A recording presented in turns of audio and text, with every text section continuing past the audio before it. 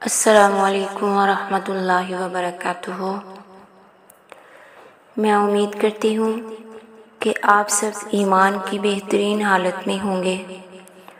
اللہ تعالیٰ آپ سب کو اپنے گھروں میں شاد و آباد رکھے، آمین، اور آپ کی طرف بڑھنے والے ہر شر کو خیر میں بدل دے، آمین یا رب العالمین۔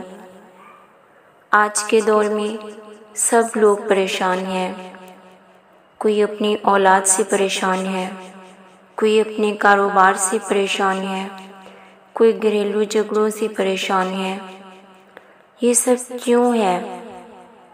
ان پریشانیوں کا سبب کیا ہے؟ کہ ہم اللہ سے دور ہیں، ہم قرآن و حدیث سے دور ہیں۔ قرآن میں ہماری ہر پریشانی کا حل ہے۔ نماز پڑھنے والوں کی پریشانیوں کو اللہ دور فرما دیتے ہیں، بشرط یہ کہ انسان کو توکل ہونا چاہیے، یقین ہونا چاہیے۔ اگر ہمارا یقین کامل ہوگا، اللہ پہ توکل ہوگا، تو یقیناً ہمارا کام بھی ہو جائے گا، ہماری پریشانیاں بھی دور ہو جائیں گی۔ اگر ہمارا توکل حضرت نوح علیہ السلام جیسا ہوا، جو بغیر پانی کی کشتی تیار کر رہے تھے کہ اللہ ضرور کوئی راستہ بنائے گا، اگر ہمارا توکل حضرت ابراہیم علیہ السلام جیسا ہوا، جو آگ میں چھلانگ لگا کر صرف اس یقین کے ساتھ کہ جس اللہ کو رب مانا ہے وہ ضرور میرے لیے راستہ نکالے گا، اگر ہمارا توکل حضرت موسیٰ علیہ السلام جیسا ہوا، جن کے لیے سمندر کے درمیان راستہ بن گیا۔